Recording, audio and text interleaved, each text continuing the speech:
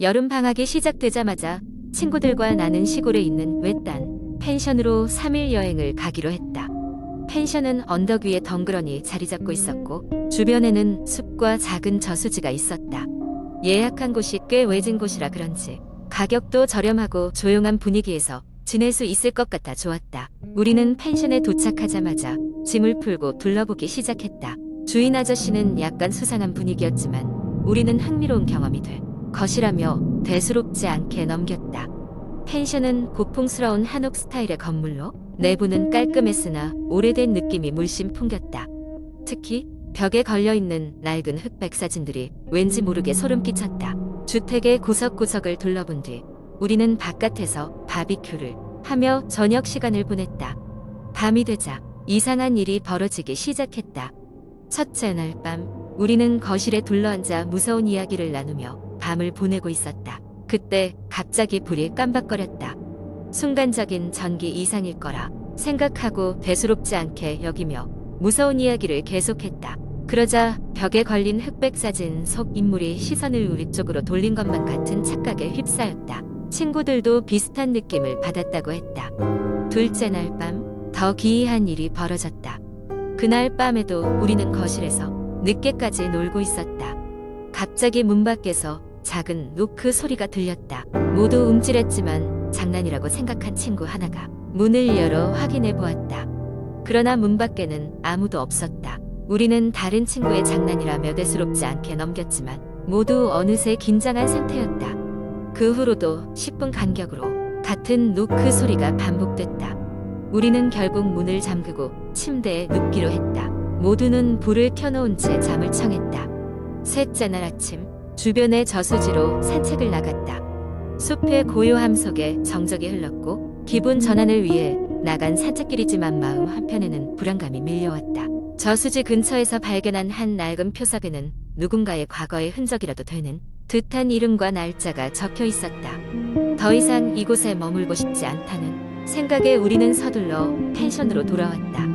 셋째 날 밤 우리는 긴장감 속에 일찍 잠자리에 들기로 했다.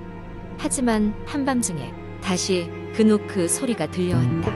이번에는 더 크게, 더 집중적으로 겁에 질려 옹기종기 모여있을 때 갑자기 거실의 전구가 터지며 어둠이 덮쳤다.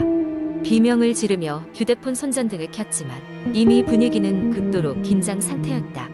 우리는 가까운 경찰서에 전화를 걸어 지금까지의 상황을 설명하고 도움을 요청했다. 잠시 후 경찰이 도착했고 주변을 조사하기 시작했다.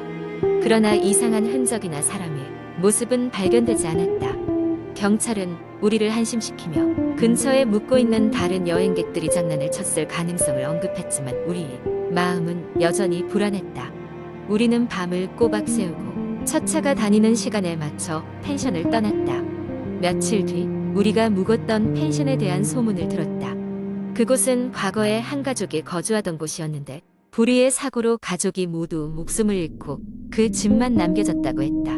그 후로 그 집에서 이상한 소리와 현상들이 일어났다는 이야기가 있었다. 이후 펜션으로 개조되어 운영을 시작했지만 이를 알고 나니 다시는 그곳에 가지 않으리라 다짐했다.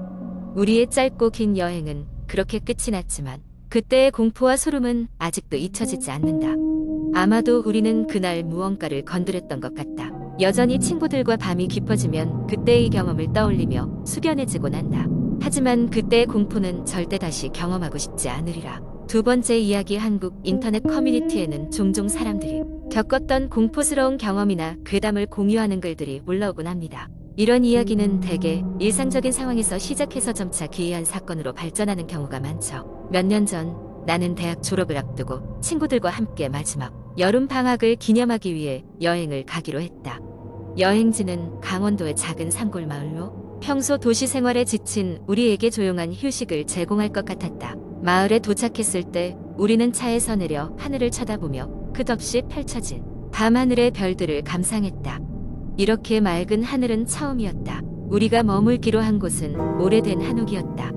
주인 아저씨는 마을에서 나름 유명한 할아버지였는데 그의 가족은 여러 세대에 걸쳐 그 마을에 살고 있었다고 했다.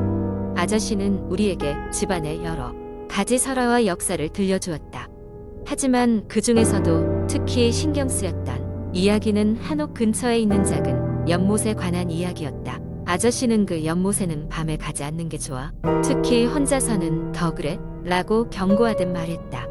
우리는 대수롭지 않게 여기고 웃으며 넘겼다. 첫날 밤 우리는 짐을 풀고 마을 주변을 산책하기로 했다. 모두 밝고 활기찼지만 어딘가 모르게 싸늘한 공기가 감돌았던 것을 나는 기억한다. 산책을 마치고 돌아와 휴식을 취한 뒤 자정이 되자 하나둘씩 잠에 들었다. 그러나 나는 쉽게 잠들지 못했다. 이상하게도 마음이 계속 불안했다. 결국 난 잠시 바람이라도 쐬려 방을 나섰고 어떻게 된 일인지 혼자서 마당을 지나 안개가 깔린 연못 쪽으로 향하고 있었다. 연못에 도착했을 때 나는 누군가의 시선을 느꼈다. 깜짝 놀라 주변을 둘러봤지만 아무도 없었다. 그때 연못 위에 한 여자가 떠 있었다.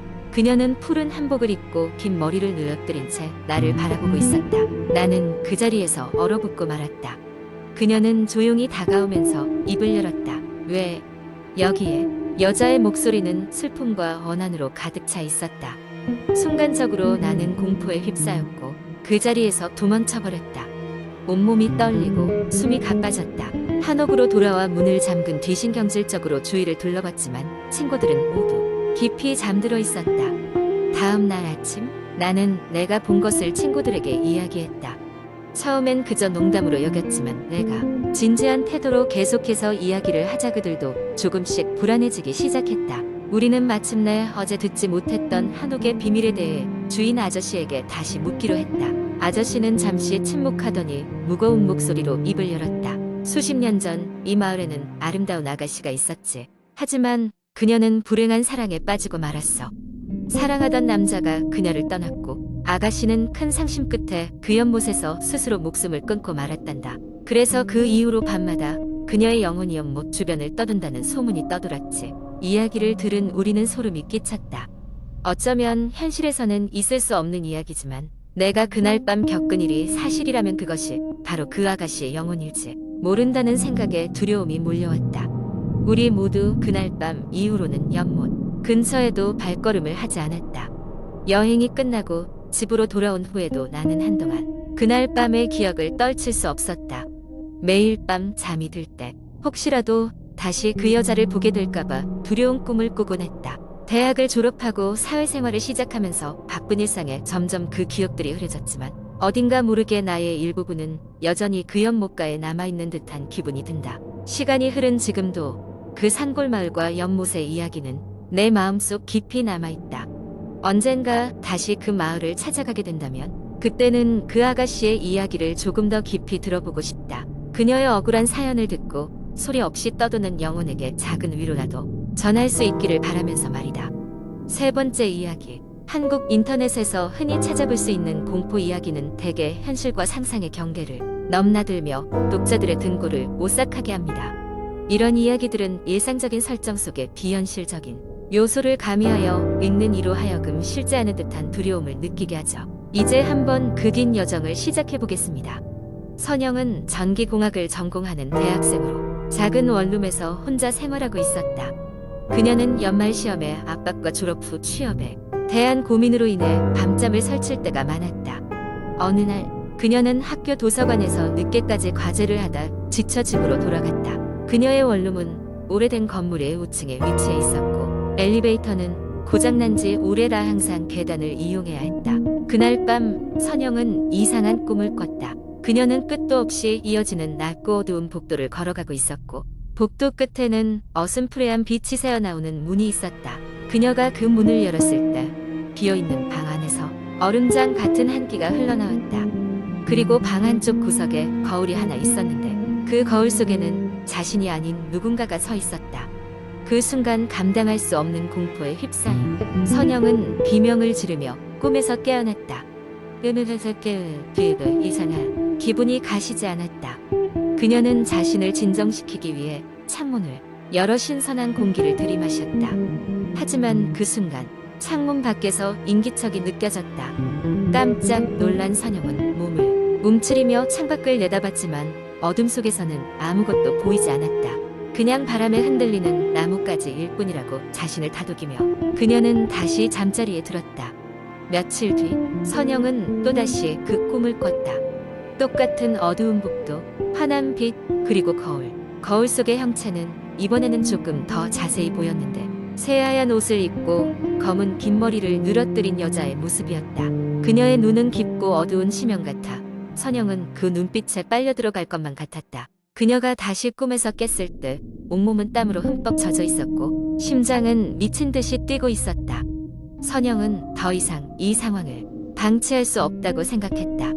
학교 상담센터를 방문하여 꿈 이야기를 했지만 상담사는 단지 스트레스가 많아서 그런 것이라며 명상과 스트레스 관리법을 권했고 그녀의 불안은 해소되지 않았다. 그날 밤 그녀는 혼자 공부를 하다가 잠시 휴식을 취하려고 물을 마시기에 부엌에 갔다. 그런데 그녀의 등 뒤에서 찬바람이 느껴졌고 문득 꿈에서 봤던 거울 속 이 여자가 머릿속에 떠올랐다. 갑자기 방 안의 전등이 깜박거리기 시작하더니 완전히 꺼져버렸다. 컴컴한 방 안에서 선영은 손전등을 찾아 헤맸다. 손전등을 켜자 그 빛이 비추는 곳에 그 여자가 서 있었다. 꿈에서 봤던 바로 그 모습이었다. 공포에 질린 선영은 비명을 지르며 방을 뛰쳐나왔고 복도를 따라 계단으로 달려가 이웃의 문을 두드렸다. 다행히도 이웃 주민이 문을 열어줬고 선영은 떨리는 목소리로 상황을 설명했다. 주민은 침착하게 경찰과 건물 관리인을 불렀다. 참고할 만한 증거가 없었기 때문에 경찰은 특별한 조치를 취할 수 없었다. 다만 관리인은 건물 내부에 이상이 없는지 점검하기 시작했다. 그러던 중 그 거울이 있던 방에 대한 기록이 발견되었는데 그 방은 원래 오래전에 최초 건물을 관리하던 여성이 살던 곳이었으며 그녀는 불행한 사고로 목숨을 잃었다고 했다. 그리고 그 방은 이후로 아무 이유 없이 봉인된 상태로 남아있었던 것. 이 사실을 알게 된 후 선영은 그 거울을 치우기로 결정했다. 거울을 제거하는 날 그녀는 이상한 풀 냄새가 방 안에 가득 차는 것을 느꼈지만 이를 개의치 않고 작업을 끝냈다. 그러나 그날 밤 그녀는 마지막으로 꿈을 꿨다. 그녀는 다시 그 거울 앞에 서 있었다. 하지만 이번에는 거울 속의 여자가 조용히 미소를 지으며 감사합니다 하고 속삭였다. 그 뒤로 선영은 더 이상 그 꿈을 꾸지 않았고 원룸에서도 이상한 일이 벌어지지 않았다. 그녀는 가끔 그 사건을 떠올리며 등골이 오싹해지곤 했지만 그때마다 막연한 편안함이 느껴지곤 했다. 그녀는 어쩌면 그 여자가 마침내 진정한 안식을 찾은 것이 아닐까 하고 생각했다. 그리고 시간이 흘러 선영은 졸업을 하고 좋은 직장에 취직했다. 바쁘고 새로운 삶에 적응하느라 정신없이 지내던 어느 날 그녀는 우연히 길을 걷다가 오래된 거울 가게를 지나치게 되었고 문득 예전 일이 떠오르며 잠시 발걸음을 멈췄다. 잠시 망설이다가 가게 안으로 들어가 거울을 하나 샀다. 그 거울을 집에 놓게 된 선영은 조심스레 그 앞에 섰다. 그녀는 좀 더 밝은 미래와 언젠가 마주할지 모를 또 다른 이야기들을 생각하며 가만히 웃음을 지어 보였다. 그리고 이번에는 거울 속에는 그녀의 환한 얼굴만이 비추고 있었다. 이 이야기는 비현실적이지만 공포썰의 매력은 현실 속에서 불현듯 찾아오는 이상하고도 무서운 순간들을 통해 우리가 알 수 없는 세계를 엿보는 것에 있죠. 읽으면서 오싹함과 호기심을 모두 느낄 수 있기를 바랍니다.